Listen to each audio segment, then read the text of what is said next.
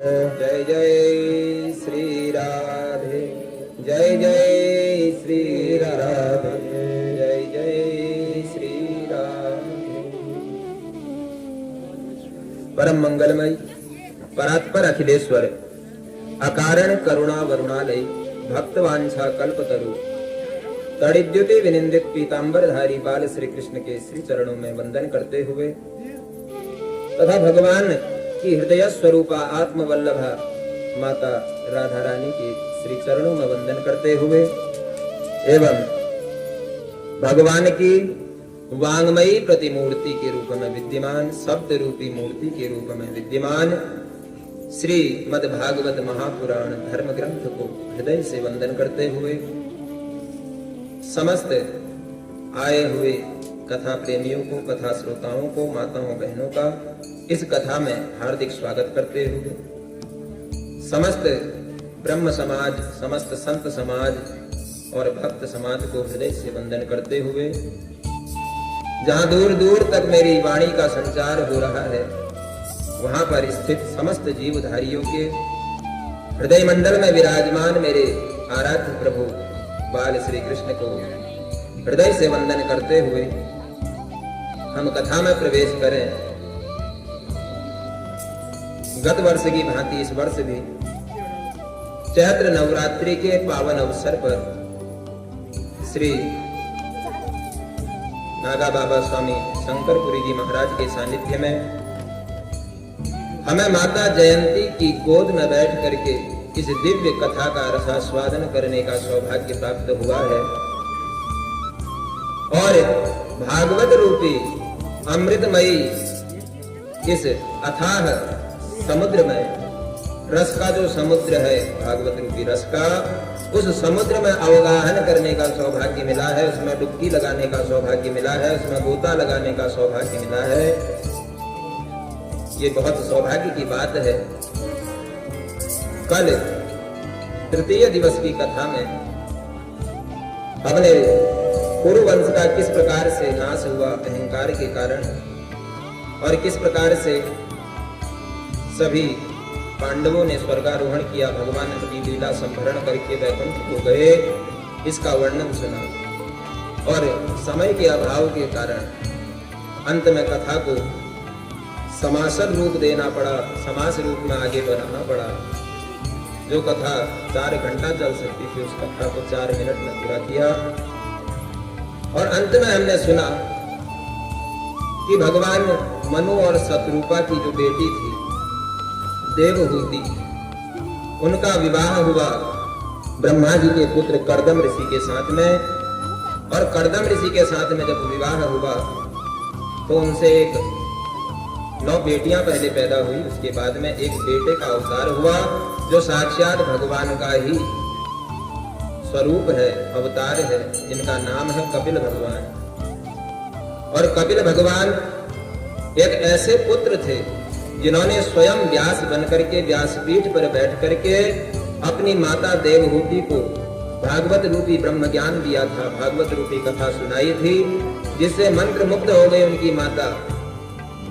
और जब जीव मंत्र मुग्ध हो जाता है और उसे अपने शरीर का कोई भान नहीं रहता तो फिर वह रस स्वरूप हो जाता है और उसी प्रकार से जब अपने शरीर का ही भान नहीं रहा माता देवहूति को, तो देवहूति माता कथा सुनने के बाद में स्वयं रस स्वरूप हो गई, जल स्वरूप हो गई और सुनते सुनते सिद्धिदा नाम की नदी बनकर के बहने लगी। अब कपिल भगवान ने अपने माता रूपी उस गंगा में से जल निकाला और उसका आचमन किया और सीधे गंगा सागर की तरफ चले गए। आज भी गंगा दशहरा के पावन पर्व पर गंगा सागर में परम पवित्र मेला लगता है जिसमें कपिल भगवान के दर्शन का सौभाग्य जीवों को प्राप्त होता है। बोलो कपिल भगवान की। अब मनु महाराज की जो सबसे बड़ी बेटी थी उनका नाम था आकुति, जिनका विवाह हुआ रुचि प्रजापति के साथ में और इनसे यज्ञ नाम के एक पुत्र का जन्म हुआ। जो यज्ञ हम कर रहे हैं ये आकुति और रुचि प्रजापति की संतान थी, यज्ञ धर्म कार्य। और यज्ञ भगवान जो है इनका जब विवाह हुआ तो एक दक्षिणा नाम की कन्या से इनका विवाह हुआ इसलिए कोई भी यज्ञ कार्य होता है तो उसके बाद में यज्ञकर्ताओं को, यज्ञाचार्यों को दक्षिणा दी जाती है। जिस यज्ञ में दक्षिणा नहीं होती वो यज्ञ कभी पूरा नहीं होता, क्योंकि यज्ञ की ही पत्नी का नाम दक्षिणा है। बोलो यज्ञ पुरुष भगवान की। अब कहते हैं मनु महाराज की जो सबसे छोटी बेटी है उनका नाम है प्रसूति। प्रसूति का विवाह हुआ दक्ष प्रजापति के साथ में और उनसे 16 बेटियां उनकी हुई। 13 बेटियों का विवाह हुआ धर्म के साथ में, जिनमें श्रद्धा, दया, प्रतीक्षा, श्री, ह्री, मूर्ति, ये सब उनके नाम थे। और मूर्ति नाम की जो पत्नी थी उनके गर्भ से नर और नारायण का जन्म हुआ, अवतार हुआ। बोलो नर नारायण भगवान की। और नर नारायण आज भी बद्रीनाथ में साक्षात विराजमान है।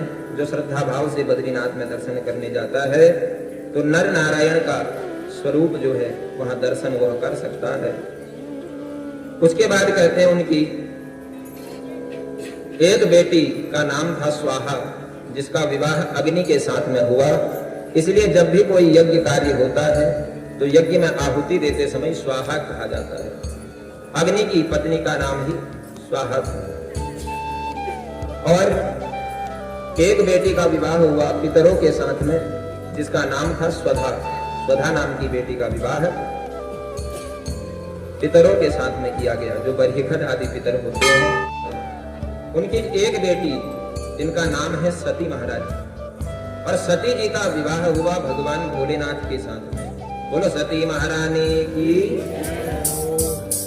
अब मैत्रेय जी से विदुर जी ने कहा कि हे मैत्रेय जी, आपने सबका हमें वर्णन सुनाया। आपने कहा कि सती का विवाह भगवान भोलेनाथ के साथ में हुआ, तो मैंने तो सुना है महाराज कि सती ने एक बार अपना देह का परित्याग कर दिया था, अपना शरीर त्याग दिया था अपने पिता के यज्ञ में।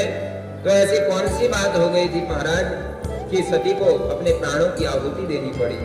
तो मैत्रेय जी कहते हैं कि आश्चर्य होता है, क्योंकि भगवान शिव बड़े दयालु हैं, परम कृपालु हैं, संतोषी हैं। शिव का तो अर्थ ही है कल्याण करना। ऐसे परम कल्याणकारी भगवान शंकर से दक्ष को द्वेष क्यों हुआ, ईर्ष्या भाव क्यों जगा, इसकी कथा मैं तुम्हें सुनाता हूं। तो मैत्रेय जी कहते हैं कि विदुर जी, एक बार पितामह ब्रह्मा ने सभी देवताओं के मंडली के साथ में दक्ष को प्रजापति का पद दे दिया। कहा आज से तुम प्रजापति हो, जैसे राष्ट्रपति वैसे ही प्रजापति। तो इतने ऊंचे पद में जैसे ही दक्ष पहुंचा तो दक्ष को अहंकार हो गया। अब दक्ष ने अपने स्वागत का एक समारोह रखा। जैसे शादी विवाह होता है तो उसके बाद में रिसेप्शन पार्टी होती है, वैसे ही जब दक्ष प्रजापति बने तो उन्होंने भी एक पार्टी रखी, एक आयोजन रखा जिसमें उनका स्वागत किया जाएगा, सब उनको उपहार आदि देंगे। अब यज्ञ में सभी देवी देवता, ऋषि, मुनि, ब्राह्मण इत्यादि सभी पहुंचे, तो सब आसनों में बैठे हुए थे। इतने में दक्ष प्रजापति आ गए सभा में, और सभा में आए दक्ष प्रजापति को जब सबने देखा तो सबने प्रणाम किया। सब अपने अपने आसन से उठे, लेकिन त्रिदेव नहीं उठे, न ब्रह्मा उठे, न शिव उठे, न विष्णु उठे। अब जब ये तीन नहीं उठे तो जो देहाभिमानी होते हैं, जिनको अपने शरीर का बहुत अहंकार होता है कि हमें पद मिल गया तो हम सबसे बड़े हो गए और हम तो सबको अब हमें झुक के प्रणाम करना चाहिए, ऐसी भावना जागृत जब हो जाती है अहंकार की, तो फिर जीव पाप करने से चूकता है। दक्ष के मन में भी अहंकार हो चुका था, अहंकार रूपी कीड़े ने काट दिया था दक्ष को। अब दक्ष जब सभा में पहुंचे तो किसी ने तीनों देवों में से प्रणाम नहीं किया, तो इधर उधर चारों तरफ दक्ष नजर घुमा के देखने लगा, क्योंकि जो अहंकारी होता है वो गुण कम देखता है, दोष अधिक देखता है। अब मेरे सम्मान में कितने लोग खड़े हैं इसे दक्ष देख नहीं रहा, कितने लोग खड़े नहीं हुए पहले उनको ढूंढता है। अब बैठे हुए में नजर पड़ी तो ब्रह्मा जी को देखा तो मन में विचार किया, ये तो मेरे पिता हैं, कोई बात नहीं, बैठे। विष्णु को देखा तो कहा ये भी नारायण है तो कोई बात नहीं, लेकिन जैसे ही भगवान शिव में नजर पड़ी तो क्रोधित हो गया कि मेरा जवाई है, मेरा दामाद है, मेरी बेटी का पति है, उसके बावजूद जब मैं आया तो मेरे सम्मान में खड़ा नहीं हुआ।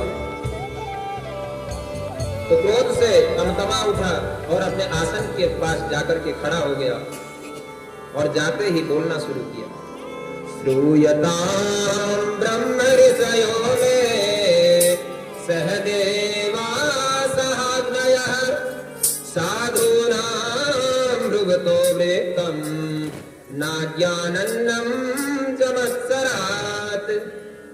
कहता है कि श्रूयतां ब्रह्म ऋषयो में, बोला श्रूयतां, सब गौर से सुनो, ध्यान से सुनो, मेरी तरफ कान लगाओ, सब सावधान होकर के सुन लो।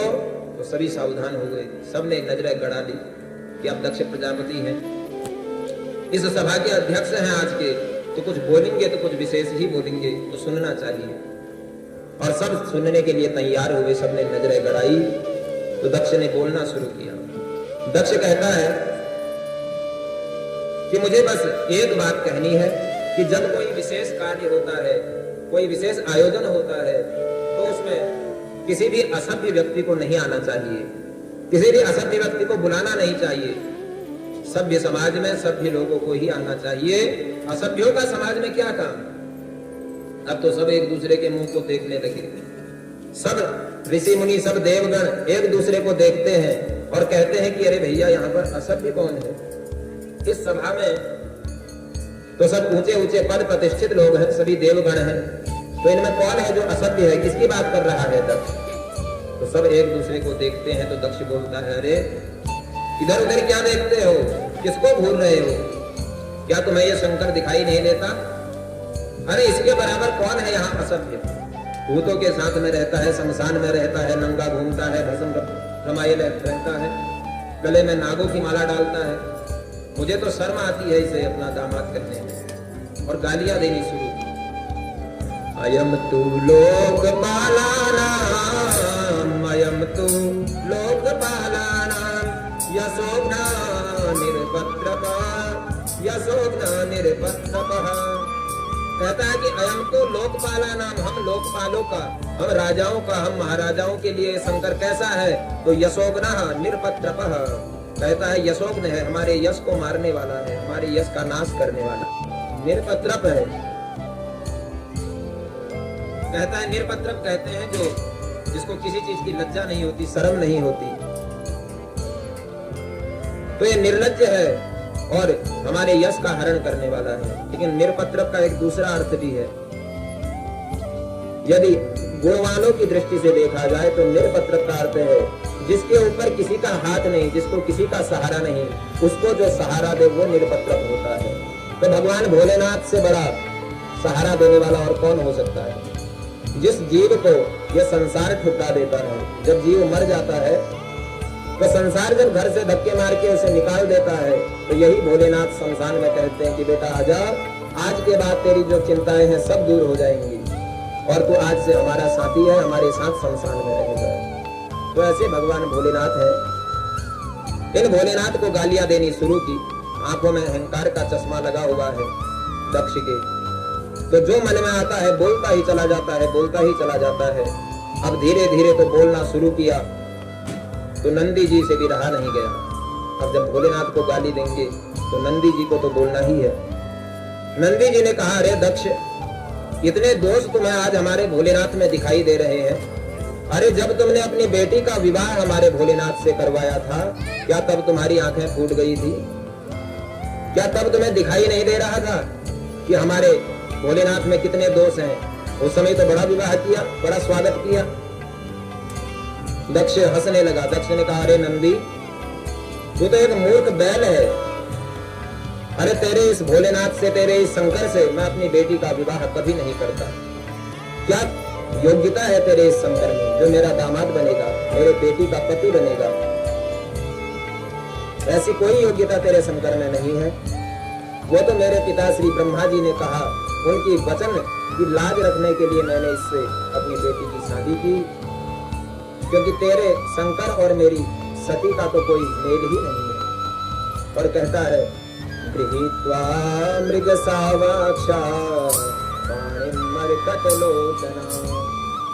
कहता है कि कहाँ मेरी मृगनयनी बेटी, हिरण जैसी आंख वाली मेरी बेटी, और कहाँ ये बंदर जैसी आंख वाला शंकर।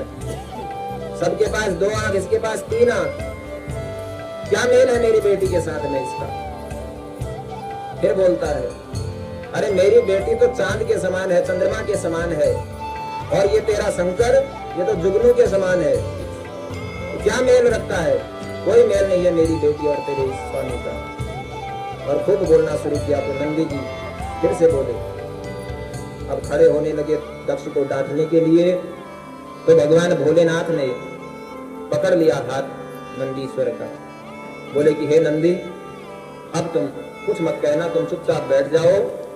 नंदी ने कहा, वाह महाराज, हमारे स्वामी आप हो और आपको कोई गाली दे और मैं चुपचाप सुनता रहूं।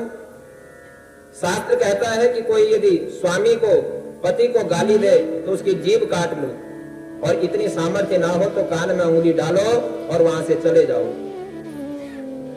अब प्रभु मैं आपको छोड़कर तो जा नहीं सकता, तो मन तो करता है दक्ष की जीभ काट दो। भगवान ने कहा, कोई बात नहीं, हमारे ससुर जी हैं और ये हमारा ससुराल है। अरे ससुराल में तो सबको गाली खानी पड़ती है, तो फर्क इतना है, बाकी सब विवाह के दिन, शादी के दिन गाली खाते हैं, हम शादी के बाद गाली खा रहे हैं। बोलो हर हर महादेव।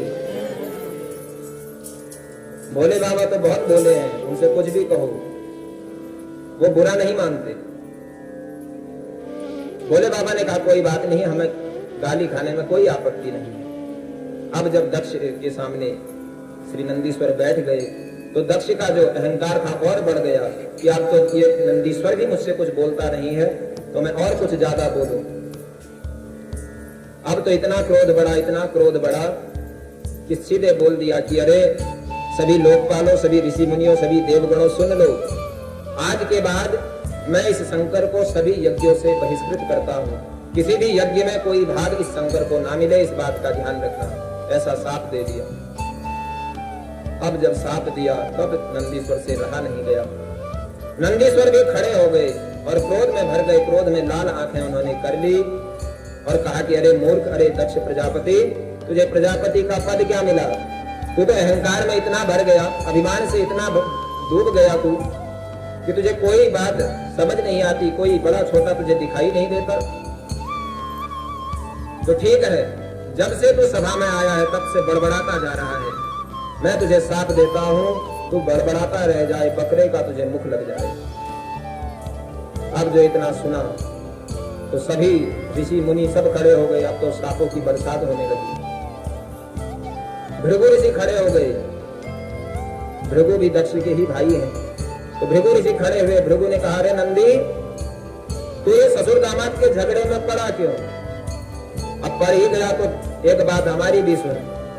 तू शिव का भक्त है तो मैं साथ देता हूं, तुम सारे शिव के जितने भक्त हो तुम सब पाखंडी हो जाओ, पाखंड का अधिकार तुम्हारे ऊपर हो जाए।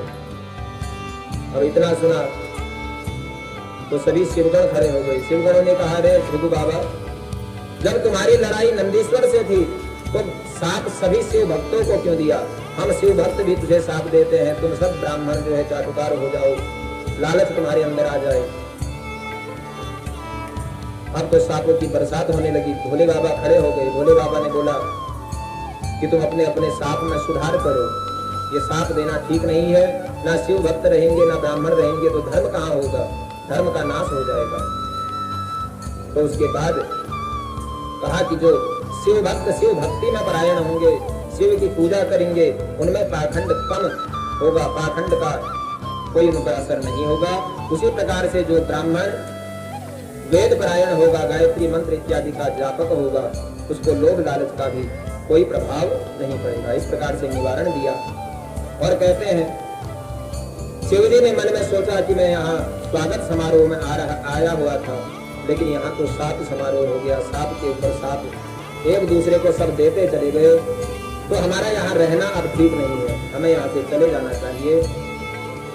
और भगवान शंकर उठे, सभी शिवगणों को लेकर वहां से चले गए।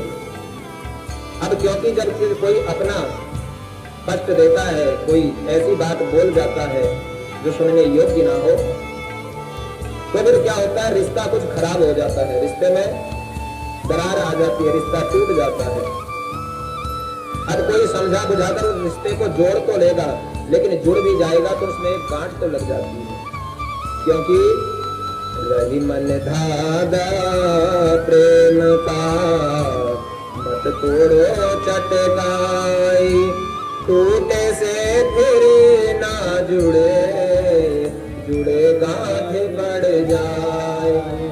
कहते हैं जो प्रेम का धागा होता है वो बहुत नाजुक होता है, उसे तोड़ना नहीं चाहिए, उसे किसी भी तरह से बना कर रखना चाहिए। जो एक बार टूट गया तो फिर जुड़ने वाला नहीं है, जुड़ भी जाएगा तो एक गांठ तो रह ही जाएगी।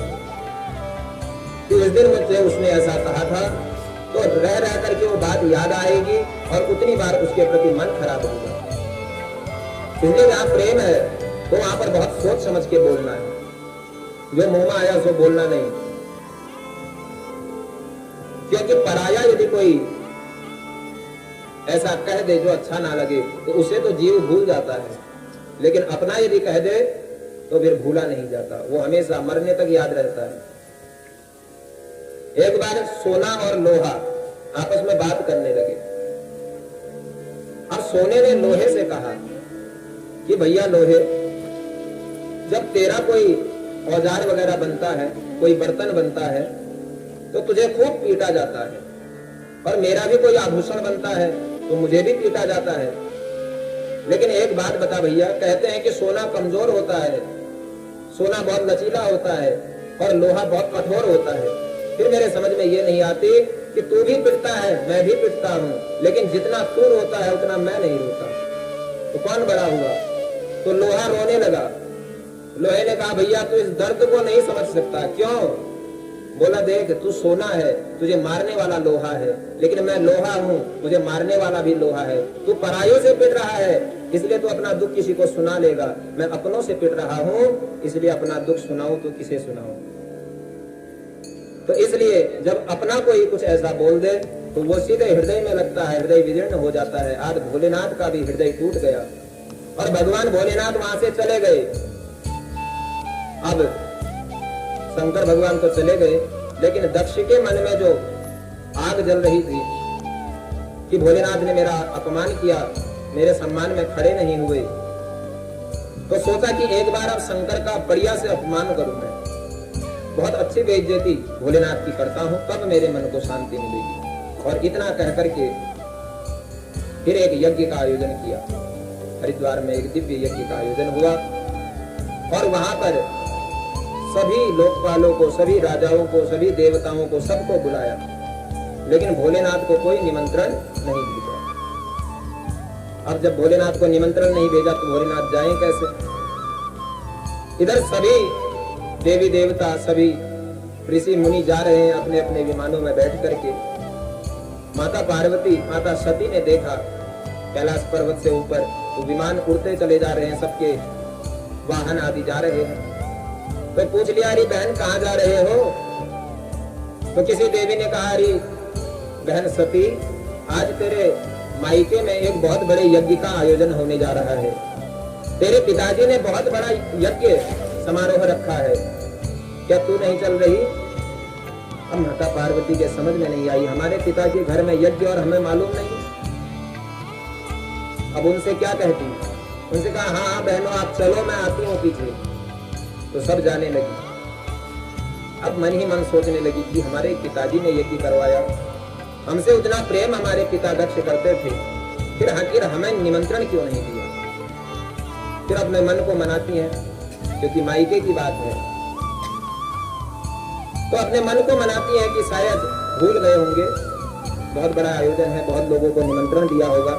तो कभी कभी ऐसा होता है कि अपना प्रिय से प्रिय व्यक्ति भी छूट जाता है निमंत्रण के बिना। तो मैं तो बेटी हूँ, मुझे ऐसे ही जाना चाहिए। जाकर के भोलेनाथ से बातें करती हूँ, उन्हें मनाती हूँ और जाकर के भोलेनाथ के चरणों में बैठ गई। भगवान शिव तो अपना तप कर रहे थे, ध्यान कर रहे थे। माता सती जाकर के चरणों में बैठी और चरणों को दबाने लगी। कभी चरण दबाती है, कभी पंखे से हवा करने लगती है तो जैसे भोलेनाथ को अच्छा लगे वैसा व्यवहार आज कर रही हैं।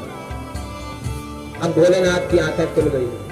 भोलेनाथ ने बोला, देवी जी क्या बात है, क्या बात है, आज आप बड़ी सेवा में लगी हुई हो। तो माता सती बोली, महाराज बात कुछ खास नहीं है, मैं आपकी धर्म पत्नी हूँ प्रभु, आपकी सेवा करना तो मेरा परम धर्म है, तो इसमें कोई विशेष बात क्या हो सकती है। भोलेनाथ बोले, देवी जी आज कुछ ज्यादा ही धर्म निभा रही हैं आप, और दिन तो आप ऐसे नहीं दबाती थी हमारे चरणों को, ऐसे पंखा तो हमने कभी करते नहीं देखा आपको इस समय, आज कोई विशेष बात है। तो माता बोली, अब आपसे क्या छुपाना प्रभु, सुनिए क्या बात है। प्रजापतेस्ते स्वसुरस्य साम्प्रतम्, प्रजापतेस्ते स्वसुरस्य साम्प्रतम्, निर्यापितो यज्ञ महोत्सवं किल, वयं च तत्र विश्रामवामते, यज्ञार्थिता मे विबुधा प्रजन्ति। अब कहते हैं बहुत अच्छी बात कही, क्योंकि कभी भी यदि किसी माता जी को अपने मायके जाना हो और पतिदेव तैयार ना हो भेजने के लिए, तो अगर इस विधि से अपने पति को मनाएं तो शायद मान भी सकते हैं। बोलो राधे राधे। कौन सी विधि है? बोले महाराज, मेरे भोलेनाथ, आप तो अपनी समाधि में मस्त हो, लेकिन जरा नजर उठा के देखो तो सही, आसमान में कैसे विमान उड़ रहे हैं, देखो एक के बाद एक। भोलेनाथ ने नजर उठाई। भोलेनाथ बोले, हाँ देवी जी देख तो हम भी रहे हैं, सवेरे से ये विमान उड़ते ही जा रहे हैं, उड़ते ही जा रहे हैं, सब में कोई ना कोई देवी देवता बैठे हैं, हम भी सवेरे से देख रहे हैं, लेकिन क्या बात क्या है, ऐसा क्या बात वो विषय है आज की ये विमान उड़ रहे हैं। तो माता बोली, महाराज जब देख रहे हो तो जरा सोचिए, आखिर ये विमान कहाँ जा रहे होंगे, इस दिशा में कौन सा स्थान पड़ता होगा, कुछ तो विचार कीजिए। भोलेनाथ बोले कि जा रहे होंगे कहीं, आपको क्या करना। बोले महाराज वही तो मैं बताना चाह रही हूँ, ये विमान कहीं और नहीं जा रहे, तो कहाँ जा रहे हैं। बोले प्रजापतेस्ते स्वसुरस्य साम्प्रतम्, ये विमान आपके ससुर जी के घर में जा रहे हैं। आज माता जी ने एक बार भी ये नहीं बोला कि ये विमान हमारे मायके जा रहे हैं, यदि हमारा बोल देंगी तो अपनत्व तो कम हो जाएगा, लेकिन आपका बोला है, सारे संबंध भगवान से जोड़ दिए हैं ससुराल के, कि भगवान भोलेनाथ मान जाएं किसी तरह से। तो कहते हैं कि हे प्रभु, ये विमान सब आपके ससुराल में जा रहे हैं, आपके ससुर जी ने आपके सम्मान में वहां आप आओगे करके ये व्यवस्था बनाई है। भगवान बोले, अच्छा तो हमारे ससुराल में जा रहे हैं, ठीक है देवी जी ठीक है। तो महाराज ठीक क्या है, चलिए। अच्छा कोई चिट्ठी पत्री आई थी, कोई निमंत्रण तो आया होगा देवी जी। बोले महाराज अब अपनों को क्या निमंत्रण देना, सरप्राइज है कि आप चलिए बिना बुलाइए, आपको वहां जाना है हमारे साथ, हमसे कह दिया था। भगवान बोले कि देवी जी झूठ तो नहीं बोल रही हो, अब झूठ तो बोल नहीं सकती अपने पति से। तो माता जी ने कहा महाराज हो सकता है भूल गए होंगे निमंत्रण देना, तो अपने घर जाने में कैसा निमंत्रण का इंतजार, हमें चलना चाहिए। अब भगवान भोलेनाथ मुस्कुराए, बोले कि देवी जी अब हमको वहां जाने में कोई आपत्ति तो नहीं है, लेकिन मैं एक चीज मानता हूं कि हम यहाँ से जाएं तो वहां जाने के बाद हमारा आदर सम्मान हो, अच्छे से आदर हो, कि हमें देख करके वहां वाले गदगद हो जाए, खुश हो जाएं, और उन्हें देख करके हम खुश हो जाएं, तब तो जाने का आनंद है। लेकिन हम यहाँ से गए खुश होकर के, वहां जाते ही उनको आग लग गई कि ये कैसे आ गए। तो ऐसे जाने का कोई लाभ नहीं, ऐसे जाना मुझे ठीक नहीं लगता। तस्मिन् भगिन्यो मम भ्रातृभिः स्वतैः ध्रुवं गमिष्यन्ति सुहृद्ऋक्षवः, अहं च तस्मिन् भवताभिकामये सहोपनीतं परिबर्हमर्हितुम्। अब माता जी ने समझाना शुरू किया, महाराज जाने का विशेष मन तो हमारा भी नहीं है, लेकिन एक बात सोच करके जाने का मन करता है। हम 16 बहनें थी, और जब से विवाह हुआ तब से किसी के साथ मिलना नहीं हुआ। आज वहां सब बहनें आई होंगी, बहनों ही आए होंगे, जाएंगे तो उनसे मिलना हो जाएगा। महाराज सोचो जरा कितना आनंद आएगा। आप भी अपने साधु भाइयों से मिलोगे तो आनंद आएगा। प्रभु आप चलिए। तो भगवान ने कहा आवत ही हरि से नहीं, नैनन नहीं सने, तुलसी न जाइए, चाहे कंचन बरसे में, चाहे कंचन बरसे में। कहते हैं कि जाते ही उनको खुशी ना हो तो ऐसी जगह यदि सोने की भी बारिश हो रही है, स्वर्ण की भी वर्षा हो रही है, तब भी वहां जाना नहीं चाहिए। जाने का आनंद तभी है जब स्वागत अच्छा हो, जब सम्मान अच्छा हो। जहां जाकर के अपमान हो जाए तो वहां जाना नहीं चाहिए। अब तो माता जी तो समझ नहीं पा रही, माता जी हट में आ गई। माता जी ने कहा कि प्रभु आप चाहे कुछ भी करो, अभी तो मैं आपको मना रही हूँ, लेकिन आप यदि नहीं माने तो मैं तो चली जाऊंगी महाराज, क्योंकि मेरा बहुत मन है अपने पिता के घर जाने का, इसलिए आप मुझे आज्ञा दीजिए। अब भगवान भोलेनाथ ने बहुत समझाया, लेकिन माता सती मानने को तैयार नहीं। माता सती ने हद बांध ली कि मुझे जाना है तो जाना है, पति घर जाने की आज्ञा दो स्वामी। अब जबरदस्ती आज्ञा मांगती है माता सती, लेकिन भगवान आज्ञा देते नहीं। अब भगवान भोलेनाथ ने कहा कि देवी जी बताना तो मैं आपको नहीं चाहता था कि मैं क्यों नहीं जाना चाहता वहां, लेकिन अब आपने मुझे मजबूर कर दिया। अब मैं बताने के लिए मजबूर हूं कि मैं क्यों नहीं जाना चाहता। एक समय की बात है, जब प्रयाग में यज्ञ हुआ था तो वहां पर सभी देवता खड़े हुए तुम्हारे पिता के सम्मान में, लेकिन मैं ब्रह्मा और विष्णु तीन देवता खड़े नहीं हुए। मैं अपने ध्यान में था और मन से मैंने उन्हें प्रणाम कर लिया था, लेकिन तुम्हारे पिताजी ने उसे अपना अपमान समझ लिया और मुझे न जाने कितनी गालियां दी। ऐसे ऐसे अपशब्द कहे, ऐसे ऐसे मर्म वचन कहे कि मैं उन्हें तुम्हारे सामने बयां भी नहीं कर सकता, बता भी तुम्हें नहीं सकता। अब माता जी ने कहा तो महाराज जब हमारे पिताजी आए थे तो आपके ससुर जी थे, खड़े हो जाते, प्रणाम कर लेते, आपका क्या बिगड़ रहा था महाराज। फिर भगवान ने कहा कि मैं तो इस बात को मानता ही नहीं कि खड़े होके चरणों में ही प्रणाम करना आवश्यक है। मैं तो कहता हूं हृदय से प्रणाम कर लो, वही सबसे बड़ा प्रणाम है। इसीलिए मैंने हृदय से उन्हें प्रणाम किया था,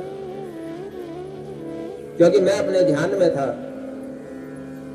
अब माता सती ने कहा चलो कोई बात नहीं, उस बात को भूल जाओ और सीधे हमारे मायके की तरफ चलो।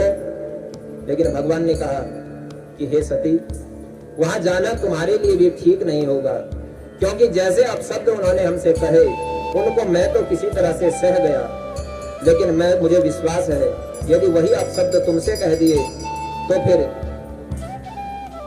तुम सह नहीं पाओगी। कुछ ऐसा अप्रिय वहां घटेगा कि जिसका जीवन भर पश्चाताप होगा। स्वानाम यथावत् हृदयाम दुरुक्तिभिः दिवानिशं तप्यति मर्मताड़ितः। कहते तुम्हारे पिता के कहे हुए वो वचन आज भी मेरे मर्म स्थलों को, मेरे हृदय को विभेदित करते हैं, खंडित करते हैं, चीर डालते हैं। इसलिए हे देवी तुम मत जाओ। लेकिन माता सती मानने को तैयार नहीं। माता सती बार बार उनसे यही आज्ञा मांगती है, तो भगवान भी आंख बंद करके बैठ जाते हैं। भगवान कहते हैं शायद यही विधि का विधान है, अब मैं रोक इन्हें नहीं सकता, तो जो होगा सो देखा जाएगा। होई है सोई जो राम रचि राखा, होई है सोई जो राम रचि राखा, होई है सोई जो राम रचि राखा, होई है सोई जो राम रचि राखा। करी तर्क बढ़ावे साखा, करी तर्क बढ़ावे साखा, होई है सोई जो राम रचि राखा, होई है सोई जो राम रचि राखा। करी तर्क बढ़ावे साखा, करी तर्क बढ़ावे साखा। कहते हैं कि जो भगवान ने चाहा वही होगा। अब फालतू का तर्क करके कोई फायदा नहीं है, उससे विवाद ही बढ़ेगा। कहीं ऐसा ना हो कि हमारा और सती जी का ही झगड़ा हो जाए। तो आंख बंद करके बैठ गए। माता जी ने कहा, तो भोलेनाथ आपको मैंने बहुत समझा लिया, आप तो चलते नहीं, तो मुझे ही आज्ञा दे दो। प्रभु मैं जाऊं? तो भगवान कुछ नहीं कहते, ना जाओ कहते हैं ना मत जाओ कहते हैं। भगवान ने आंख बंद की है। अब माता सती जो है अपने मन में सोचती है कि हमारे प्रभु तो बड़े भोले भाले हैं, माफ कर देंगे हमें। कहते हैं अच्छा तो प्रभु मैं जाती हूँ। भगवान कुछ नहीं बोलते। 2-4 बार कहती हैं जाने के लिए, जब कुछ नहीं बोलते तो कहती हैं अच्छा ठीक है प्रभु मैं जा रही हूँ, और चले जाती हैं। अब जैसे ही माता सती जाती हैं तो भगवान भोलेनाथ धीरे से अपनी आंखों को खोलते हैं और देखते हैं कहाँ चली गई। जब तक दिखाई देती है तब तक देखते रहते हैं, शायद अभी पलटेगी, अभी मुड़ेगी। अब कुछ दूर जाके फिर माता सती के मन में विचार आता है कि आज तक बिना बताए मैं भगवान को कभी गई नहीं, बिना आज्ञा के कहीं गई नहीं। तो एक बार फिर पूछ लेती हूँ, फिर वापस आने लगती हूँ। तो भगवान फिर आंख बंद करके बैठ जाते हैं। तो माता जी आती है, माता जी कहती हैं प्रभु मैं जा रही हूँ, अंतिम बार मैं आपसे कह रही हूँ कि मुझे जाना है और मुझे जाने दो प्रभु, मैं जाती हूँ। अब भगवान आंख खोलते नहीं तो माता जी चली जाती हैं। फिर भगवान देखने लगते हैं। अब बहुत दूर चली जाती हैं और मन में सोचती है कि हमारे प्रभु का नाम है आशुतोष।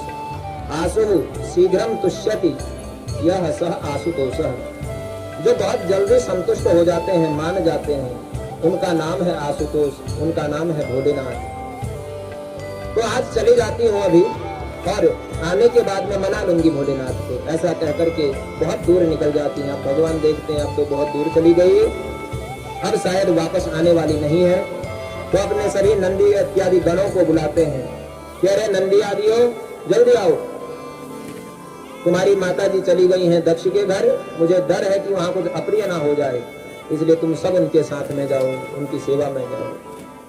अब सभी भूत प्रेत डाकिनी सागिनी जितने थे नाचते हुए आ गए और माता जी के पास पहुंचे। माता जी माता जी। अब माता जी थोड़ा गुस्से में भी थी। माता जी ने कहा बोलो क्या बात है? बोले हमें भगवान ने भेजा है माता जी, हम भी आपके साथ चलेंगे। माता जी बोली तो ठीक है चलो हमारे साथ। अभी तक तो अकेली जा रही थी, अब पूरी बारात आ गई। अब माता जी ने कहा कुछ घटना हो भी जाएगी तो ये सब मार पीट के भगा देंगे उनको। बोलो हर हर महादेव। तो अब माता सती चली गई दक्ष की घर की तरफ। अब घर में पहुंची तो किसी ने कोई आदर सत्कार तो किया नहीं। दक्ष बहुत दूर खड़ा था। इधर जो उनकी बहनें थी जिनको मिलने के लिए तरस रही थी माता सती, उन्होंने जब देखा कि सती आई है तो सब एक दूसरे से कहने लगी और देखो वो सती आ गई, हमने सुना था कि पिताजी निमंत्रण भी नहीं दिए सती को। तो क्या हुआ? अरे निमंत्रण नहीं दिए तो घर की ही तो बात है, घर में तो बिन बुलाए भी आ जाते हैं। हमारे घर में कोई कमी थोड़ी है सती के लिए। जब हमको हमारे पिताजी दे रहे हैं तो सती को भी देंगे। तो बिन बुलाए आ गए तो कोई बात नहीं। अब वो सुनाना चाह रही है सबको, जितने लोग हैं, कि सती को जो है निमंत्रण नहीं था, बिना निमंत्रण के सती आई है। अब जैसे जैसे सती को ये बातें समझ में आती हैं, अब वो सब इनविटेशन कार्ड वाले हैं तो वीआईपी जगह में बैठे हैं। अब कोई तैयार नहीं है सती से मिलने के लिए, क्योंकि दक्ष ने साफ साफ कहा है कि जो शिव और उसके परिवार से संबंध रखेगा उसको मैं समाज से अलग कर दूंगा। अब सब अपना अपना स्वार्थ देखते हैं। तो माता सती को बहुत बुरा लगा। माता सती ने कहा इन बहनों के लिए मैं अपने पति से लड़ करके आ गई और देखो ये मुझे ही ताने मार रही है। लेकिन फिर मन में विचार आया कि मायके में सबसे अधिक महत्व होता है तो माँ का होता है, तो मुझे अपनी माँ से मिलना चाहिए। और वास्तव में सती के ना आने का दुख यदि किसी को था तो केवल माता प्रसूति को था। प्रसूति माता अपने कमरे में अकेले बैठी रो रही थी और इतने में माता सती पहुंची कमरे में और दरवाजा खोल के जैसे ही प्रसूति माता को देखा तो माता प्रसूति द्रवित हो गई। आंखें भर आई माता की। दौड़ते हुए अपने हृदय से लगा लिया अपनी बेटी को और खूब रोई। रो रो करके माता सती का सिर भिगा दिया अपने आंसुओं से। ऐसा प्रेम बरसा। तुलसीदास जी अपने रामचरितमानस में इसे कहते हैं, सादर भलहि मिली एक माता, सादर भलहि मिली एक माता। आप सबको बोलिए, बहुत सरल है। सादर भलहि मिली एक माता, सादर भलहि मिली एक माता, भगिनी मिली बहुत मुस्काता, भगिनी मिली बहुत मुस्काता, भगिनी मिली बहुत मुस्काता, भगिनी मिली बहुत मुस्काता, सादर भलहि मिली एक माता, सादर भलहि मिली एक माता। कहते सादर भलहि मिली एक माता। एक माता अपनी बेटी से आज आदर सहित मिली, बहुत आदर सम्मान उनका किया। लेकिन बहनें कैसे मिली? तो कहते हैं भगिनी मिली बहुत मुस्काता, उनकी मजाक उड़ाते हुए, उनकी हंसी उड़ाते हुए बहनें मिली। लेकिन माता ने सम्मान में कोई कमी नहीं छोड़ी और हृदय से लगा लिया और कहते हैं कि बेटी तूने अच्छा किया, तू आ गई, लेकिन तेरे पिताजी, उनको मैंने कितना समझाया लेकिन मानने को तैयार नहीं। लेकिन बेटी आज तो चाहे मेरे प्राण भी चले जाएं तो मैं तुझे अपने साथ नीचे ले जाऊंगी, मुझे आज डर नहीं है तेरे पिता का। तो माता सती ने कहा कि माँ, आपको ऐसा कुछ करने की आवश्यकता नहीं, पिताजी से मैं जाकर के बात करती हूँ, आप अपना रिश्ता मत बिगाड़िए। और माता सती चली गई। अब अपने पिता से मिलने के लिए जैसे ही जा रही थी, पिता को देखा तो शायद सोचा अपनी गलती का आभास उन्हें होगा, चरणों में प्रणाम किया तो दक्ष वहां से दूर हट गया। माता को अपना बहुत अपमान महसूस हुआ, लेकिन माता सब सह गई। माता ने कहा कोई बात नहीं, मेरे पिता हैं और इन्होंने मुझे पाल पोस कर इतना बड़ा किया तो इनका अधिकार है। लेकिन फिर चारों तरफ नजर दौड़ाई, छोटे छोटे देवी देवताओं के लिए आसन बने थे, स्थान बना था, लेकिन भगवान शिव के लिए कोई स्थान जब नहीं देखा तो आग बबूला हो गई, क्रोध में भर गई, आंखों से आग की लपटें निकलने लगी माता सती की। कहते हैं रुद्रभागम तमवेक्ष्य चाध्वरम पित्रा च देवे कृतहेलनम विभौ अनादृताय सदस्यधीश्वरी चुकोपलोकादिवधक्षति रुषा। कहते हैं जब भगवान भोलेनाथ के लिए कोई स्थान नहीं देखा, अरुद्र भागम, रुद्र के लिए कोई भाग नहीं देखा, तो क्रोधित हो गई, क्रोध में चारों तरफ देखने लगी। मैत्रेय जी कहते हैं विदुर जी, ऐसा लग रहा था कि आज माता अपनी आंखों से इन चारों दिशाओं को, 10 दिशाओं को भस्म कर देंगी। चुकोपलोका इव धक्षति रुषा, पूरे तीनों लोकों को भस्म कर देंगी आज माता, ऐसा लग रहा था। और इतना कहते ही माता ने ललकारना शुरू किया, धारना शुरू किया अपने पिता को और कहा, अरे प्रजापति दक्ष, अरे तुम्हें प्रजापति का पद क्या मिला? तुम तो अपने पद के मद में इतने अंधे हो गए, इतना अहंकार तुम्हें हो गया कि तुम्हें उचित और अनुचित भी अब दिखाई नहीं देता। तुम उन्हें यज्ञ से बहिष्कृत कैसे कर सकते हो जो स्वयं कल्याण का स्वरूप है? यज्ञ किया जाता है कल्याण के लिए, और कल्याण का स्वरूप जो भगवान शिव है उसे तुमने यज्ञ से बहिष्कृत कर दिया। और महिमा सुनाई भगवान शिव के नाम की। कहती है यद्वयक्षरम नाम गिरेरितम ऋणा सकृत प्रसंगात् अधमा सुहन्ति तत्। कहते हैं जिनका ये 2 नाम जो है यद्वयक्षरम, शिव में जो 2 अक्षर हैं, इन नामों का उच्चारण करने मात्र से सभी पाप ताप संताप ऐसे भस्म हो जाते हैं जैसे रुई के ढेर में एक माचिस की तिल्ली मार दी। उस प्रकार से सभी पाप भस्म हो जाते हैं भगवान शिव के नाम से, और तुमने उनको अलग कर दिया। अब मैं क्या करूं? मैं बहुत विश्वास दिला करके भोलेनाथ को आई थी कि वहां जाते ही हमारे पिताजी दक्ष प्रजापति अपनी गलती को मानेंगे और गलती मान करके क्षमा मांगेंगे और आपको बुलाने के लिए आएंगे। इतना विश्वास मुझे तुम पर था, लेकिन अरे दक्ष, तुमने हमारे विश्वास को तोड़ डाला। अब मैं क्या करूं, मेरे समझ में नहीं आता। शास्त्र तो कहता है कि यदि स्वामी का कोई अपमान करे तो उसकी जीभ काट लो, लेकिन मैं क्या करूं, मैं मजबूर हूं। तेरे जैसे महापापी दक्ष की मैं बेटी हूं, इसलिए पिता होने के नाते तेरी जीभ तो मैं नहीं काट सकती। और दूसरी बात शास्त्र कहता है कि कर्णों विधाय निर्यात, कि कान में उंगली डालो और वहां से भाग जाओ, चले जाओ जहां पति का अपमान हो रहा हो। तो कान में उंगली डाल के मैं जाऊं तो कहां जाऊं, क्योंकि मैंने अपने स्वामी को विश्वास दिलाया था, और जैसे ही मैं यहाँ से जाऊंगी तो स्वामी जी बोलेंगे कि आओ दाक्षायणी देवी, हे दक्ष कुमारी, हे दक्ष की पुत्री, आओ तुम्हारा स्वागत है, जरा हमें भी बताओ कि तुम्हारे पिता ने तुम्हारा कितना सम्मान किया। और जब ऐसा पूछेंगे मैं क्या जवाब दूंगी अपने भोलेनाथ को। उन्होंने तो मुझसे कहा था कि तुम सह नहीं पाओगी, मुझे ही ऐसा विश्वास तुम्हारे ऊपर था, तुम्हारे पितृ प्रेम पर था कि मैं आ गई पागलों की तरह। और आज के बाद कोई मुझे दक्ष कुमारी कहे, दक्ष की पुत्री कहे, ये मुझे स्वीकार नहीं।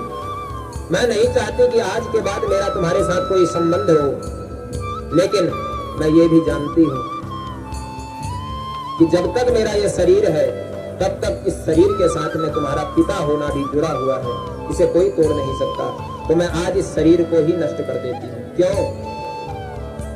अतस्तवोत्पन्नमिदं कलेवरम्, अतस्तवोत्पन्नमिदं कलेवरम्, न धारयिष्यसि कंठे गर्हिणा, जगदस्य मोहाभिविशुद्धिमन्धसो, जुगुप्सितस्य धरणं प्रचक्षते। बड़ी सुंदर बात माता सती ने कही। माता सती कहती हैं कि अतः तब उत्पन्नम इदम कलेवरम, जो मेरा ये कलेवर है, मेरा ये शरीर है, ये तुम्हारे द्वारा उत्पन्न किया हुआ है। तो क्या करना चाहिए? न धारयिष्ये अहम, मैं इसे अब धारण नहीं कर सकती, मैं इसे छोड़ दूंगी, मैं इस शरीर को अब आगे लेकर के नहीं जा सकती। इतना कहकर के माता सती ने हाथ जोड़ लिए और अग्नि का ध्यान करने लगी, और योगाग्नि प्रकट हुई, और योगाग्नि प्रकट होते ही माता सती ने अपने शरीर को उस योगाग्नि में भस्म कर दिया। बोलो माता सती महारानी की। अब तो बड़ा भयंकर शब्द वहां पर होने लगा। ततः स्वभर्तु चरणाम्बुजासवम्, ततः स्वभर्तु चरणाम्बुजासवम्, जगद्गुरो चिन्तयति न चापरम्, जगद्गुरो चिन्तयति न चापरम्, ददर्श देहो हत कल्मषा सती, सत्यतज्ज्वाल समाधिजाग्निना। कहते दिव्याग्नि में उनके शरीर से ही अग्नि प्रकट हुई, और सती महारानी ने अपना प्राण परित्याग प्राणों का कर दिया। जो भूत प्रेत गण जो माता सती के साथ आए थे, अब उन्होंने जब देखा कि माता सती ने अपने प्राण त्याग दिए, तो सब कूद पड़े, यज्ञ को विध्वंस करने के लिए, सब दक्ष को मारने के लिए भागे। तो भृगु ऋषि ने अपने मंत्रों के प्रभाव से सेना, राक्षसी सेना प्रकट की, और सभी देवगणों को, सभी शिव गणों को मार मार के वहां से भगा दिया। अब सब भागे यहाँ से। अब इधर माता सती ने अपने प्राणों का परित्याग किया, सभी शिवगण जो है वो भाग गए भृगु ऋषि के मंत्रों के प्रभाव से। लेकिन इधर नारद जी को जब पता चला, तो नारद जी सभी शिव गणों से पहले भगवान शंकर के पास में पहुंच गए, और भगवान शंकर के पास में पहुंच करके बहुत विचित्र ढंग से पूरी खबर सुनाई।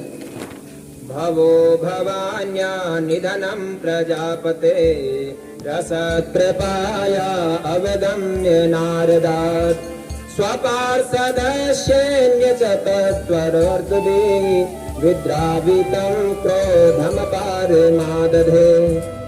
कहते हैं कि भवो भवान्या निधनम प्रजापते, हे प्रभु आप यहाँ आराम से बैठे हुए हैं, लेकिन उधर भवानी का निधन हो चुका है। कैसे? बोले प्रजापति के द्वारा। प्रजापति दक्ष को प्रणाम करने आपकी बेटी गई, और प्रजापति ने तो उन्हें धक्का दे दिया हवन कुंड में। तो आपकी पत्नी जी अब नहीं रही, महाराज कुछ कीजिए। जो इतना सुना तो करालम महाकाल कालम कृपालम, जो परम कृपालु भोलेनाथ थे वो महाकाल बन गए और नाचने लगे, परम तांडव नृत्य करने लगे। जटाटवी गलज्ज्वल प्रवाह पावितस्थले गले विलम्ब लम्बिताम्बुजोग तुङ्गमालिकाम् दमट्टमट्टमट्टमन्निनायमड्डमरमयं चकार चण्ड ताण्डवं तनोतु नः शिव शिवम् जटाकटाह सभ्रमभ्रमन्निलिम्ब निर्झरी विलोलवीचि वल्लरी विराजमान मूर्धनि दगत् दगत् दगत् चलल्ललाट कट्ट पावके किशोर चंद्रशेखर रति प्रदक्षिणं मम। कहते हैं कि एक क्षण में भयंकर तांडव नृत्य भगवान भोलेनाथ ने शुरू कर दिया और क्रोध में आकर के अपनी जटा तोड़ी और जटा तोड़ करके भूमि में पटक डाली। एक बड़ा भयंकर भूत प्रकट हो गया। ततोतिताय स्तनुवास्ति संदिवां सहस्रबाहु घनरूप त्रिसूर्यधृत करालदष्टो ज्वलदग्निमध्वज कपालमाली विविधोद्यतायुध। कहते एक बड़ा भयंकर मुंडियों की माला पहना हुआ एक प्रेत जैसा प्रकट हो गया और भयंकर उस भूत को जब देखा तो भगवान भोलेनाथ प्रसन्न हो गए और आते ही उसने प्रणाम किया और कहता प्रभु मेरे लिए क्या आज्ञा है, क्यों मुझे आपने उत्पन्न किया। तम किम करोमि गृह्णन्त माह बद्धांजलिं भगवान् भूतनाथः दक्षं सयज्ञं जहि मद्भटानां त्वदग्रणीरुद्रभयं सकोमि। हाथ जोड़ करके बोला कि किम करोमि अहम, हे प्रभु मेरे लिए क्या आज्ञा है, मैं क्या करूं मुझे बताइए। भगवान ने कहा भो वीर ते भद्र, हे वीर तेरा कल्याण हो, आज के बाद तेरा नाम वीरभद्र होगा। अब क्या करना है तो कहा दक्षम सयज्ञम जहि, दक्ष को यज्ञ सहित समाप्त कर दो। जो इतना सुना ठीक है महाराज हम अभी जाते हैं। वीरभद्र आए, बड़ा विकराल उनका स्वरूप है, भूमि में उनके पैर हैं, आसमान में उनका सर है। अब जब जा रहे थे उधर से शिवगण भागे भागे आ रहे थे। वीरभद्र ने पूछा रे शिवगणों कहाँ भाग रहे हो। बोले महाराज ऐसी ऐसी बात हो गई। वीरभद्र ने कहा कि हमें भोलेनाथ ने भेजा है, चलो यहाँ से सीधे, और यहाँ से चल करके दक्ष के यज्ञ को विध्वंस करते हैं। इतना सुनते ही सभी शिवगण जो है खुश हो गए, अब तो हमारे मालिक साहब आ गए हैं, अब हम उनके साथ चलते हैं। अब सब भागते भागते गए तो बड़ा भयंकर तूफान आ गया, क्योंकि लाखों शिवगण हैं और उनके साथ में महाभयंकर वीरभद्र हैं। उनके दौड़ने से ऐसा लगा जैसे प्रलय की वायु चल रही हो। अब ऐसी स्थिति में जब वहां पहुंच गए तो दक्ष की सभा में सब लोग आपस में बातें करने लगे। कहते हैं कि इतना तूफान ये किस चीज का है। तो एक कहता है शायद गाय बच्चियां जो है, गाय बैल जो है वो चढ़ करके आ रही होंगी। गायों के चरने की वजह से जब वो दौड़ के आती है तो ऐसा तूफान आ सकता है। बोला नहीं अभी गोधूली का समय नहीं, ये दोपहर का समय है, तो इस समय गायों के चरने का आने का समय तो नहीं है। दूसरे से पूछा तो दूसरा कहता है शायद कहीं चोरी डकैती पड़ी होगी, आगे आगे चोर भाग रहे होंगे, पीछे पीछे सिपाही। तो कहते नहीं प्राचीन बरही का राज्य चल रहा है, उसकी दंड नीति बहुत प्रबल है, तो इस समय चोरी कहीं नहीं हो सकती, तो ऐसा भी संभव नहीं है। तो कहते हैं शायद प्रलय का समय आ चुका होगा। बोले प्रलय का भी ये समय नहीं है। वातान वान्ति नहि शान्ति दस्यवः प्राचीन बरही जीविति हो गृदंडः गावो न काल्यन्त इदं कुतो रजो लोको धुना किम प्रलयाय कल्पते। कहते ऐसी कोई बात नहीं है। इतनी बातें चल ही रही थी कि उतने में पूरा शिव परिवार आ गया, शिव जी के गण आ गए वीरभद्र के साथ में, और सारे जितने भी वहां पर रखे हुए थे बर्तन इत्यादि सब उठा उठा के यज्ञ कुंड में फेंक दिए और पूरे महल को तहस नहस करना प्रारंभ किया। अब तो सभी देवता भागने लगे, और जब भागने लगे तो वीरभद्र ने कहा अरे भैया इन सभी देवगणों को ऋषि मुनियों को पकड़ो, जो जो यज्ञ में भाग जिसने लिया है वो अपना भाग लेकर ही जाए, बिना भाग दिए कोई ना भागे। तो जो मुख्य थे उनको पकड़ा गया तो भृगुर बबंध मणिमान वीरभद्र प्रजापतिम चंडी सह पूषणम देवम भगम नंदीश्वरो ग्रही। कहते भृगु मुनि जब जाने लगे, उठकर भागे, तो मणिमान नाम के गण ने उन्हें पकड़ लिया। अब भृगु ऋषि भाग रहे थे तो मणिमान ने पकड़ा। वीरभद्र ने कहा इसने क्या किया? तो नंदीश्वर ने कहा कि महाराज जब हम मार खा रहे थे तो ये भृगु बाबा जो है अपनी दाढ़ी को पकड़ पकड़ करके हमें खूब चिढ़ा रहे थे। तुरंत वीरभद्र ने पूरी दाढ़ी पकड़ी और नोच डाली। कहा जिस दाढ़ी से तुमने हमारे शिव गणों का अपमान किया, आज के बाद वो दाढ़ी रहेगी ही नहीं। बोलो हर हर महादेव। अब पूषा देवता भागने लगे।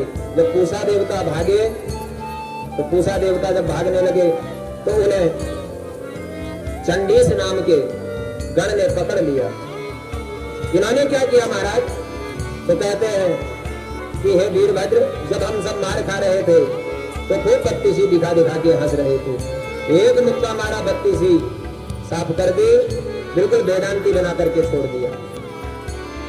इतने में भागे भग देवता। भग देवता भागे तो भगम नंदीश्वर हो गए। भग देवता को नंदीश्वर ने पकड़ लिया। कहा इन्होंने क्या किया? बोले जब हम मार खा रहे थे महाराज, ये खूब आंखें दिखा दिखा के हमें हंस रहे थे। तो तुरंत दोनों उंगलियां उनकी आंखों में डाली, दोनों आंखें तोड़ डाली। अब तो प्रजापति दक्ष कांपने लगा, प्रजापति दक्ष भागने लगा। तो वीरभद्र ने पकड़ लिया। अरे दक्ष तू कहां भागता है? अरे इस पिक्चर का हीरो तो तू ही है, तो पहले तेरा ही किया जाए। तो तुरंत अपना खड्ग निकाला और दक्ष का सर धड़ से अलग किया और यज्ञ कुंड में स्वाहा। बोले वीरभद्र भगवान की जय। अब जैसे ही दक्ष को मारा, हाहाकार मच गई, सभी देवगण भागे वहां से। अब देवगण भागे, सब ब्रह्मा के पास गए। ब्रह्मा जी ने कहा कि अरे देवताओं कहां से आ रहे हो?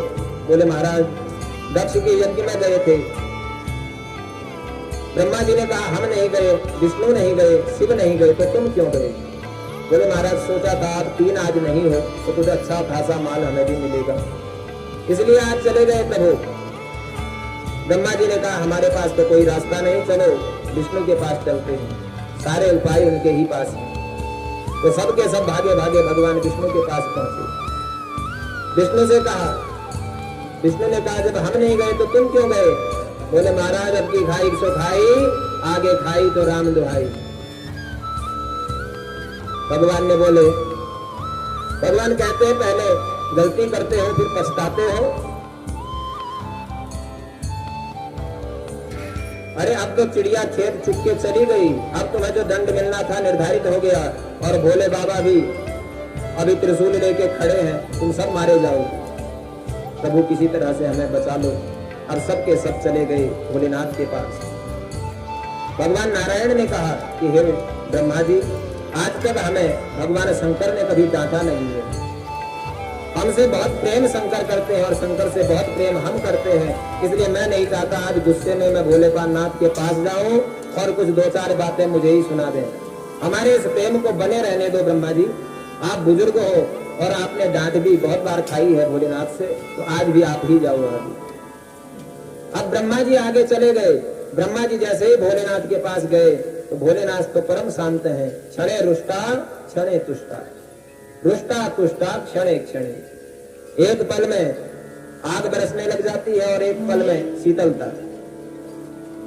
क्यों ऐसा, क्यों इनका स्वभाव है? क्योंकि कंठ में रखते हैं विष को जिससे क्रोध आता है, और माथे में रखते हैं चंद्रमा को जिससे शीतलता आती है। तो उसी समय गर्म, उसी समय नरम।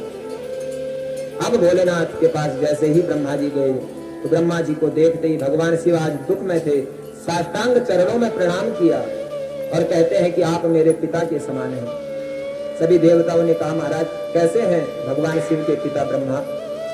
आप तो कहते हैं सबसे बड़े शिव हैं।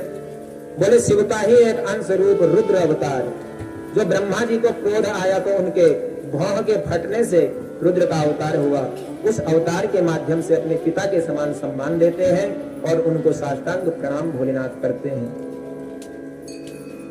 और बोला कि हे पितामह ब्रह्मा, आप किस कारण से यहाँ पर आए हो, कौन सी बात आपको यहाँ खींच करके लाई है, कृपा करके बताइए। अब जो है ब्रह्मा जी ने कहा कि हे भोलेनाथ, आपके वीरभद्र ने, आपके शिव गणों ने यज्ञ का तो विध्वंस कर दिया है, लेकिन प्रभु यदि ऐसे ही यज्ञ का विध्वंस होता रहा तो फिर यज्ञ कर्म धर्म कार्य सब लुप्त हो जाएंगे। कृपा करके आप तो यज्ञ के स्वरूप हैं, आप चलिए और उस यज्ञ को पूरा कीजिए, और साथ में इन जो 2-4 ऋषि मुनियों को आपके शिव गणों ने दंडित किया है उनको भी आप शांत कीजिए। तो सबसे पहले भृगु ऋषि आए, बोले महाराज हमारी तो दाढ़ी नोच ली, अब क्या करें। तो कहते हैं कि आज के बाद तुम्हें थोड़ी बहुत दाढ़ी आएगी, तुम किसी को चिढ़ा सको ऐसी दाढ़ी तुम्हारी आज के बाद आएगी नहीं, तो उसी में खुश रहो। उनको संतुष्ट किया। पूषा देवता ने कहा महाराज हमारी तो 32 ही साफ कर दी, तो अब भोजन कैसे करें। बोले इतने बुढ़ापे में भी भोजन की सोचते हो, अरे इतना बुढ़ापा जब आ जाए, जब पेट के आंत काम ना करे तो दांतों का भी कोई काम नहीं है। तो आपसे 56 प्रकार के भोग खाना बंद करो, सतुआ घोट करके पी लो और हमारा भजन करो। तुम्हारे दांत इसीलिए छीने हैं ताकि तुम अच्छा भोजन करो, तामसी भोजन को छोड़ दो और हमारे भजन में मन लगो। लेकिन हम क्या करते हैं, आंखों की रोशनी कमजोर तो लेंस डलवा लिया, आंखों की नजर कमजोर हुई, भगवान कहते हैं अब संसार देखना बंद कर, अब मुझे देखना शुरू कर अंदर की आंखों से। हमने कहा कि पहले जब ओरिजिनल आंखें थी तो 100 मीटर दिखता था, अब अच्छा क्वालिटी का लेंस लगा लिया तो 200 मीटर देखेंगे। बोल राधे राधे। तो भगवान को ही चुनौती दे दी। भगवान ने कहा कानों की शक्ति खत्म की, कहा बुढ़ापा आ रहा है, अब ये संसार की बातों को सुनकर के अपना टेंशन खत्म कर, अब मेरे भजनों को बोल और भजनों को ही सुन। तो बढ़िया क्वालिटी की मशीन लगवाई, तो जो पहले बोलने पर सुनाई देता था अब सोचने में भी सुनाई देने लगा। बोलो राधे राधे। अब तीसरा क्या किया, तो पैरों के घुटनों में दर्द दिया, कहा संसार में भटकना बंद कर, अब एक जगह बैठ करके मेरा भजन कर। तो बढ़िया बादाम रोगन की मालिश करी, जो पहले पैदल चल ही नहीं पाते थे अब जगह जगह भटक रहे हैं, तो वहां भी चुनौती दे दी। दांत टूटे तो पहले बड़ी मुश्किल से 60 साल जीने के बाद में 29 दांत आए थे, 30 दांत आए थे, लेकिन बाद में 32 का पूरा सेट लगवा लिया। तो अब पूषा देवता से कहा कि दांतों की कोई जरूरत नहीं, वेदांती बन करके भजन करो, तुम्हारा मोक्ष होगा। इतना हुआ ही था कि भक्त देवता आ गए, बोले महाराज हमारी तो आंखें ही फोड़ दी। बोले संसार में बहुत कुछ देख लिया तुमने, अब देखने की ज्यादा जरूरत नहीं, अंदर की आंखों से देखो, नेत्र दृष्टि से तुम्हें देखने का हम वरदान देते हैं। यदि कोई आवश्यक चीज होगी, जैसे महाभारत का युद्ध धृतराष्ट्र ने आंखें ना होते हुए भी संजय की आंखों से मित्र दृष्टि से देखे थे, ऐसे ही तुम्हें भी हम मित्र दृष्टि देते हैं, जहां आवश्यकता होगी तुम दूसरों की आंखों से देख सकते हो।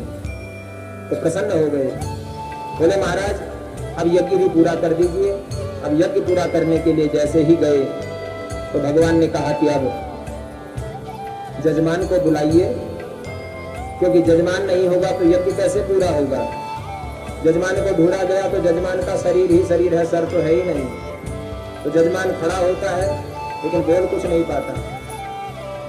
बोले इसका सर कहाँ है, बोले वो तो वीरभद्र ने स्वाहा कर दिया, अब क्या करें।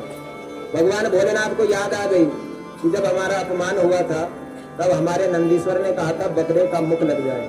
बोले जाओ एक बकरे का मुख लेकर के आओ। तो बकरे का मुख काट करके लाए और दक्ष के ऊपर लगा दिया। दक्ष बोलने लगा। अब बकरा कैसे बोलता है ये तो आप जानते ही हो।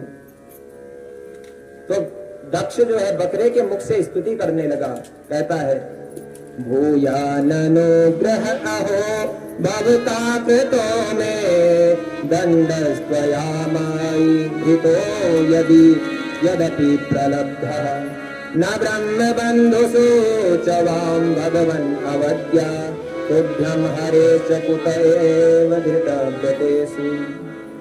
कहता है भूयाद अनुग्रह, आपने मेरे ऊपर बहुत बड़ा अनुग्रह किया। लेकिन बकरे की आवाज में बोलता है, बड़बड़ाता है सिर्फ। और माथे को खूब हिलाता है और बड़बड़ाता है तो भोलेनाथ को हंसी आ जाती है, भोलेनाथ हंसने लग जाते हैं।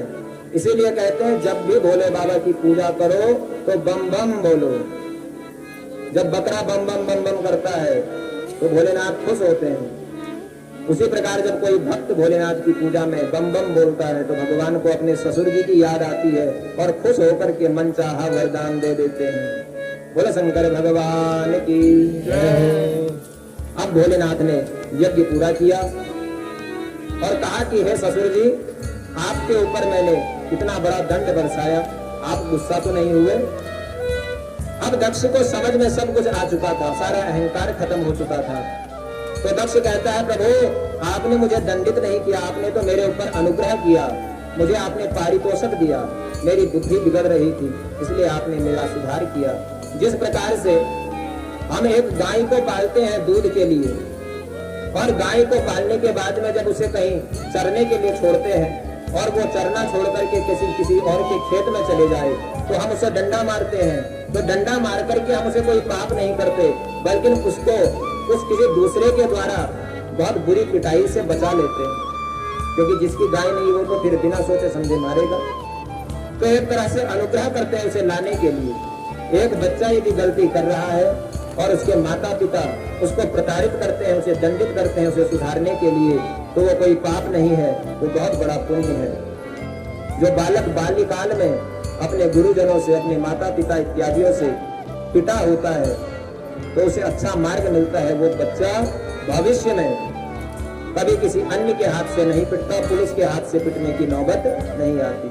लेकिन जो बचपन में गलती करने पर भी ना पिटे तो आदत वही रहती है, तो आज नहीं पिटा तो भविष्य में पिटेगा। तो भविष्य में पिटने से अच्छा है बाल्यकाल में पिटना। इसीलिए दक्ष कहता है कि हे प्रभु, आपने मेरे ऊपर अनुग्रह किया। और इतना कह करके हाथ जोड़ करके स्तुति करने लगता है। त्वं क्रतुस्त्वं हविस्त्वं हुतासः स्वयं, त्वं क्रतुस्त्वं हविस्त्वं हुतासः स्वयं, त्वं हिमन्तः समधिर्षट्पत्राणि च, त्वं हिमन्तः सानिध्यर्धपत्राणि च, त्वं सदस्यार्तिजो दम्पती देवता, त्वं सदस्यार्तिजो दम्पती देवता, अग्निहोत्रं सदा सोम आज्यपसु, अग्निहोत्रं सदा सोम आज्यपसु, त्वं पुरादाम्रसाय महासुकरो, त्वं पुरादाम्रसाय महासुकरो, कृष्णभक्तिपरेणेन्दो यथा, कृष्णभक्तिपरेणे वारणेन्दो यथा, सूयमानो योगिभिः, सूयमानो नदान्तिप्रजायोगिभिः, योग्यहर्तैगात्रया प्रभो, योग्यहर्तैगात्रया प्रभो, सदसीदत्वमास्मभ्रमाकाङ्क्षतां,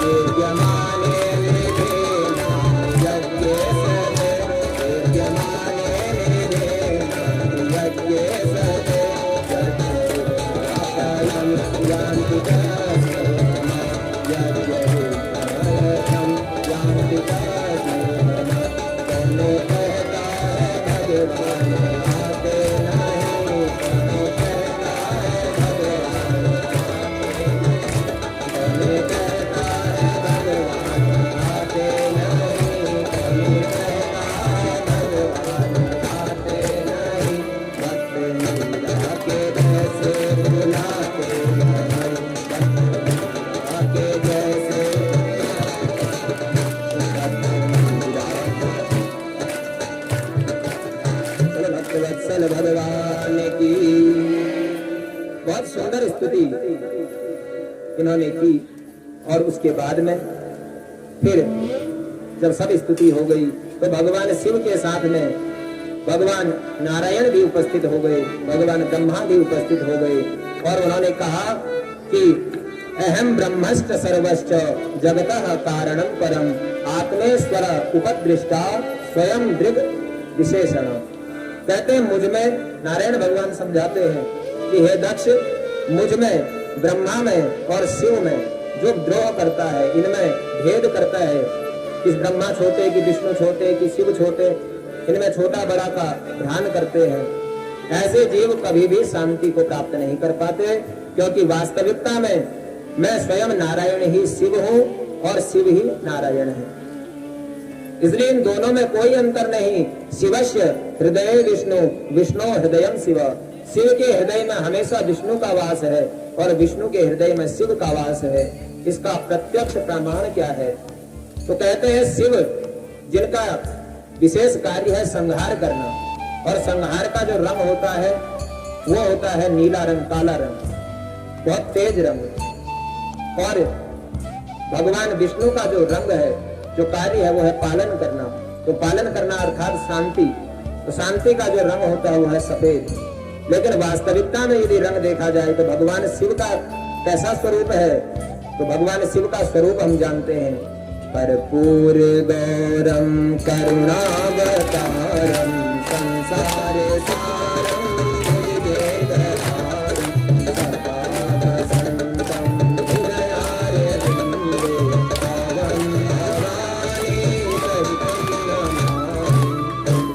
भगवान का जो स्वरूप है भोलेनाथ का, वो कपूर के समान गोरे हैं और करुणा के अवतार हैं। तो उनका रंग होना चाहिए था नीला, लेकिन है कैसे सफेद? क्यों? क्योंकि हर समय भगवान शिव ने भगवान नारायण का ध्यान किया, तो नारायण का स्वरूप भगवान शिव को प्राप्त हो गया और नारायण ने भगवान शिव का हर समय ध्यान किया, इसलिए शिव का स्वरूप जो है नारायण में चले गया। कैसे? तो कहते हैं नील सरोरुह नील मणि, नील नील धर श्याम, नील नील धर श्याम।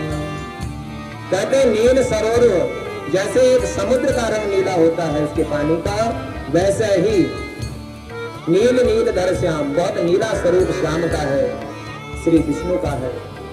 और नीला स्वरूप वैसे शिव का क्यों है? क्योंकि उन्होंने कालकूट विष पिया था तो उनका कंठ नीला हो गया, लेकिन बाकी पूरा स्वरूप जो है वो चला गया विष्णु के पास। तो भगवान नारायण पूर्ण रूप से नीले और भगवान शिव पूर्ण रूप से गोरे हैं। इसलिए कहते हैं कि हम में और इन दोनों में कोई अंतर मत करना। तो आइए भगवान भोलेनाथ का एक सुंदर सा भजन गाया जाए, उसके बाद ध्रुव जी के चरित्र में प्रवेश करेंगे। तो तालियों से सेवा करनी है। बोले भक्तवत्सल भगवान की।